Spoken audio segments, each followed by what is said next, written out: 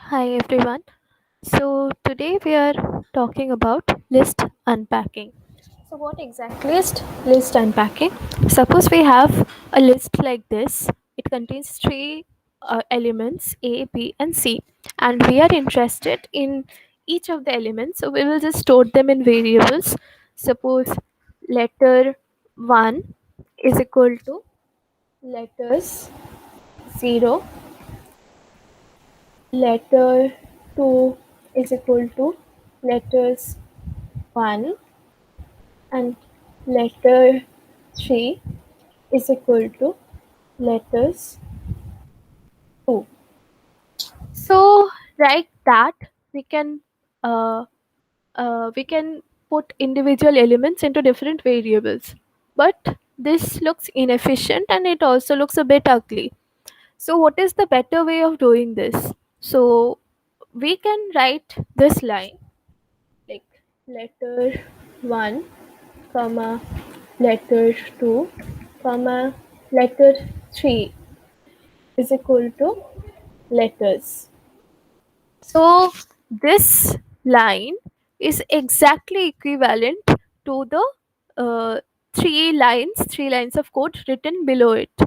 So this is known as list unpacking.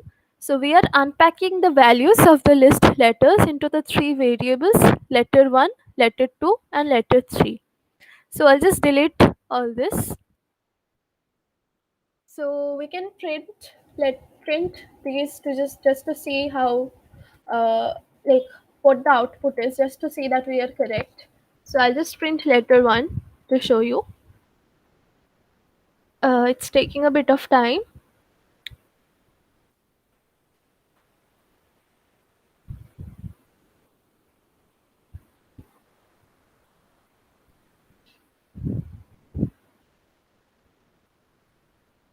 Yeah. So see, we have the output A.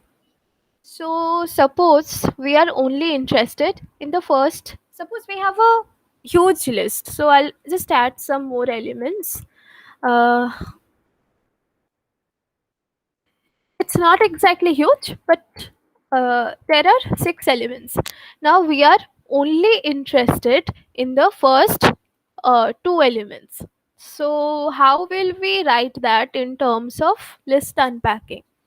So, yeah, one thing you might have noticed is that the number of arguments on the left hand side is exactly equal to the number of elements in the list that was earlier when D, E, F, and were not there. Like, suppose let me delete it.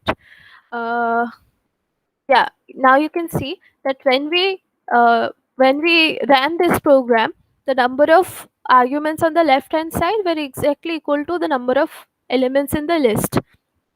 So what we are trying to do is that now we will add some more elements, uh,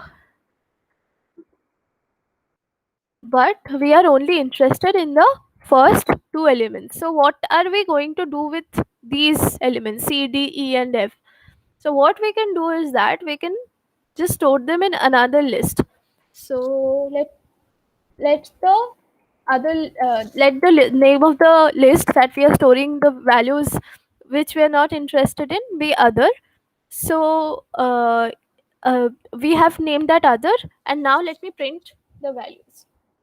Print letter 2 and print other. Yeah, so we can see that the first two elements are letter 1 and letter 2, and the rest of the elements which we are not interested in, have been stored in this list called other. Now suppose we are not interested in the first and second element, we are interested in the first and last element.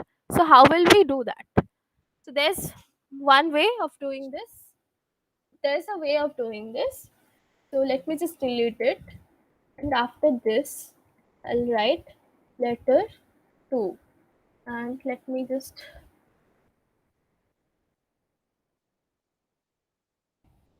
now if I print it, see, we have the first and the last element. and the rest of the elements which we are not interested in, have been stored in this list called other.